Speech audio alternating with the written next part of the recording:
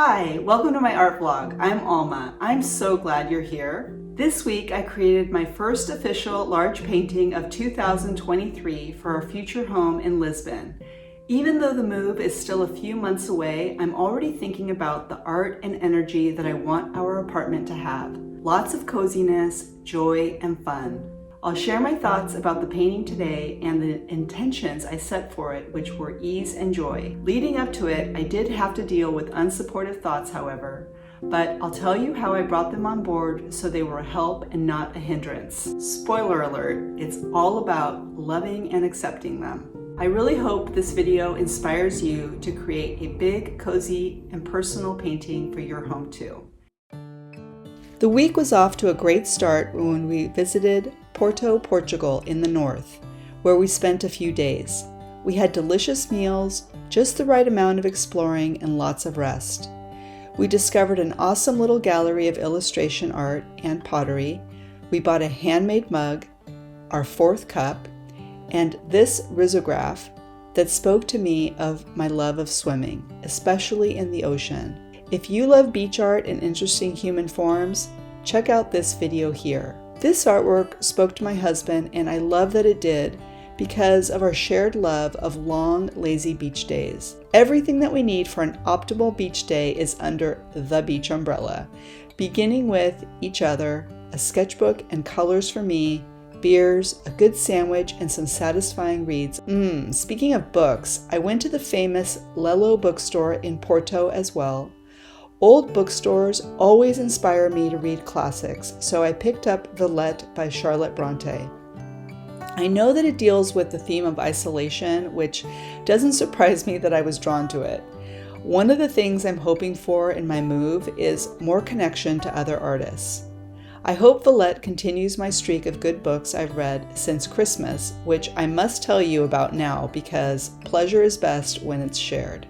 Last week I talked about how this sketchbook art inspired the idea for this week's painting. My soul was so happy to move paint around a big canvas. It's been well over a year since my last two larger paintings. This one today is different than other paintings I've made because it's like the sketchbook art I've been enjoying making the last several months. I'm calling it joy painting because it has its foundation in joy and freedom that really began with keeping a weekly sketchbook. Over a year ago, when I planned and prepared for our move abroad, it was really important to me to keep a commitment to my weekly YouTube vlogs. But to sustain the vlog, I had to give myself permission to do less. Allowing for mostly sketchbook and some digital art to be enough was huge for me. And I didn't expect to fall in love with painting in my sketchbook like I did. I also never imagined I'd develop a style that not only brings me joy, but also is the kind of art that I'm excited to continue on larger canvases. But that's exactly what happened. So I have to give sketchbook art a giant plug. I'm super grateful it has kept me consistent and inspired. Although for me, it hasn't been a daily practice like it has been for other artists whom I really admire here on YouTube, it has been weekly and worthwhile. So I want to encourage you to keep up a sketchbook practice on a schedule that works for you while paying attention to what aspects of your art process really make you the most happy. I think this is really key. For example, I discovered how much I really appreciate the immediacy of sketchbook art. How I can feel really satisfied creatively during 30 minutes to an hour, sometimes longer, and before my mind even has a chance to get hypercritical about what I'm making, the art is already done. Which leads to another benefit, which is there's more balance in my life for other things that I like to do. Here I'm exploring a lot of new places, but I also just am realizing that I have a lot more time to read good books and walk more, and like I said, there's just more balance. When I thought about art for our apartment and all the bare walls that we'd have, I was a little daunted, and I'll admit a little ho-hum too, because my experience has been that big art does take a lot of energy, time, and money. But then I thought, why can't the art be like the sketchbook art? It's simpler, and for sure, the ease of it is super appealing. But like all things that are easy and fun, my mind likes to create hardship and doom. Does this happen to you? Oh my goodness. Obstacle number 1, my mind said, you cannot turn the simple sketchbook art you've been making into a painting. The duck should be realistic. You are a professional artist, not a child. Obstacle 2, the brain said, a legit painting requires effort, time, and money if it's going to be good. And last but not least, obstacle number 3, my headspace continued, where would I be painting this large art in my micro-sized and rented apartment without getting paint everywhere? Paper towels on the TV stand, I answered. Look, there's always going to be some threat to the mind. After 20 years of making art, I really think the journey is less about the art and more about being relentlessly stubborn about our own joy. And it's our sense of what does bring us joy that can take the mind by the hand and guide it to a higher perspective. After I bought the canvas, which measured about 28.5 by 39.5 inches, approximately, because I had to buy it in centimeters here, I sat down at home and talked to my worried mind calmly. I actually got in bed because feeling safe when I'm talking to myself honestly, like a good friend, is important. Look, I said, this is really about being embarrassed on a public platform.